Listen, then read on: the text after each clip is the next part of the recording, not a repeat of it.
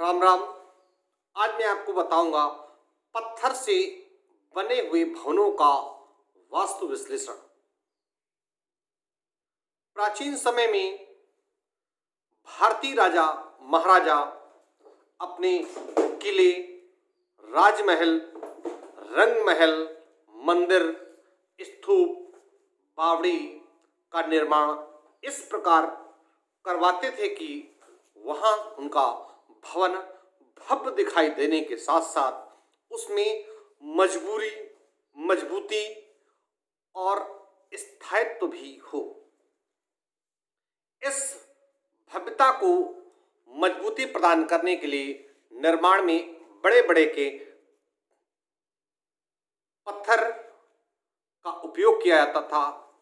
Egypt के पिरामिडों को स्थापित प्रदान करने के लिए वहाँ के तत्कालीन राजाओं ने भी यही किया था। अंग्रेजों ने भी भारत में इस प्रकार की इमारतें बनाई हैं कि विशेष तौर पर दिल्ली और उसके आसपास के इलाकों में बनने वाले भवनों के फ्रंट एलिवेशन में पत्थरों का प्रयोग बहुत ज़्यादा किया गया है। भारत में ही उस समय बनने वाले कई भवनों में जैसे धौलपुर, जोधपुर आदि स्थानों के पत्थरों को छोटी छोटी और लंबी लंबी चिंदियाँ इस प्रकार के काट करके लगाई गई, जिससे ऐसा प्रतीत होता है कि पूरा मकान ही पत्थर का बना है। तो कई घरों में विभिन्न प्रकार की टाइलें घर की फ्रंट में और चार दीवारी में लगाई जाती हैं।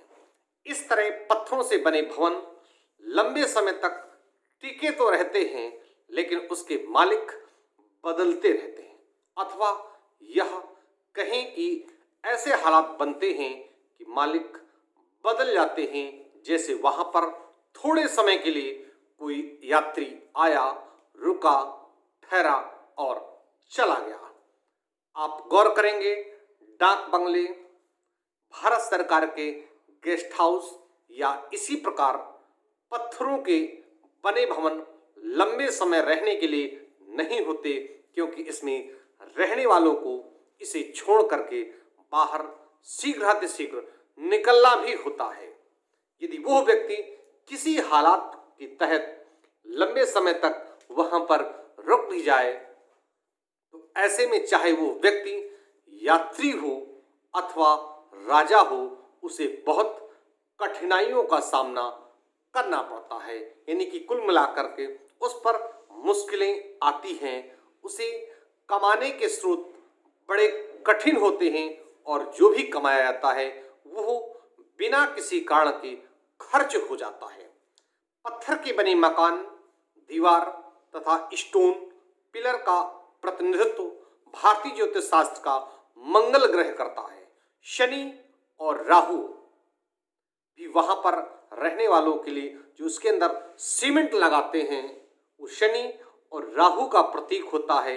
रहने वालों के लिए, रहवासियों के लिए शुभ नहीं होता है।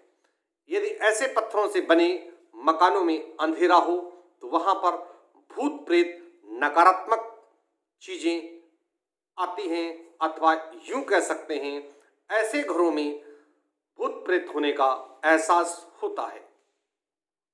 पत्थर से बनी प्राचीन इमारतें, विशेष करके कुछ किलों के बारे में कहा जाता है कि वे अभिशप्त हैं।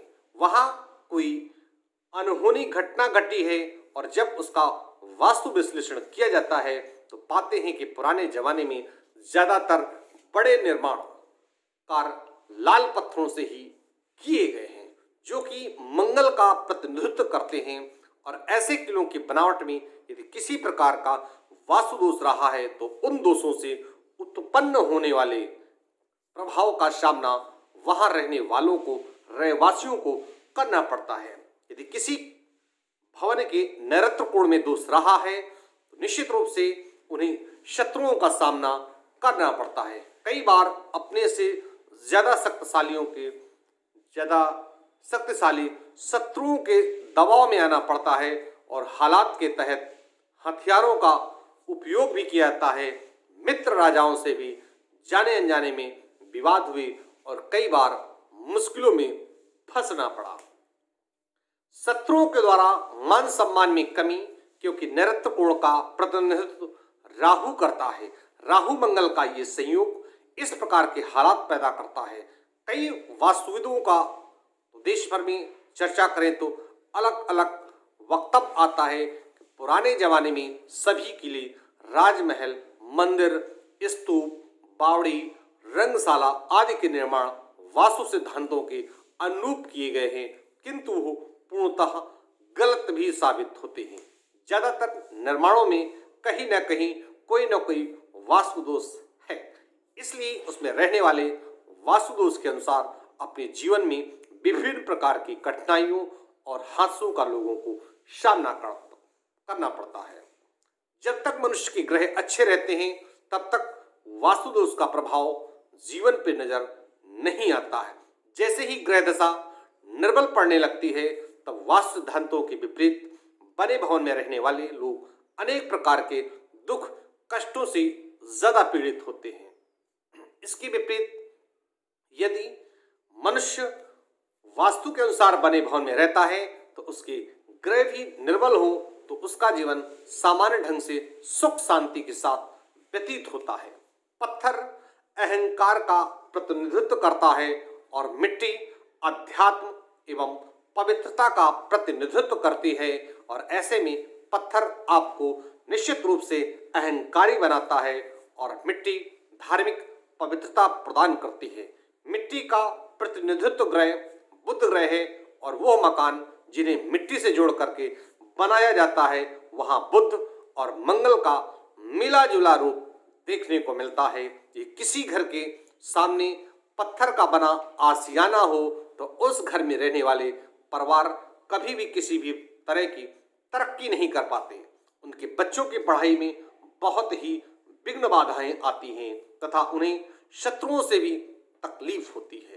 यदि पत्थरों से बना आशियाना पुराना, क्षतिग्रस्त अथवा टूटा फूटा है तो उसमें रहने वाले लोगों के साथ साथ आसपास रहने वाले लोगों के घरों में भी भाग्यहीनता बनी रहती है, गरीबी और दरिद्रता भी बनी रहती है। यदि किसी घर के ठीक सामने कोई बड़ा पत्थर अथवा स्टोन पिलर है तो उस घर का मुखिया लड़ाई झगड़ा ज्यादा पसंद करने वाला होता है। आगे बढ़कर के ये लड़ाई झगड़ा दुश्मनी मोल लेने वाला हो जाता है। यदि कोई बड़ा पत्थर घर के मुख्य द्वार पर के एकदम सामने आता है तो ऐसे घर में रहने वाले दंपति की आपसी संबंध सौहार्दपूर्ण नहीं होते हैं और कभी कभी ऐसा भी आता है कि दोनों आमने अपने अपने रास्ते चले जाते हैं। यदि कोई भवन अथवा कंपाउंड वॉल पत्थरों से बनी है तो इस दोष को दूर करने के लिए एकमात्र उपाय है उसे सीमेंट अथवा मिट्टी से ढक देना चाहिए अथवा प्लास्टर करा देना चाहिए। मैं कानपुर से पंडित दीपक पांडे, वास्तुशास्त्र विशेषज्ञ, 9305 360 382।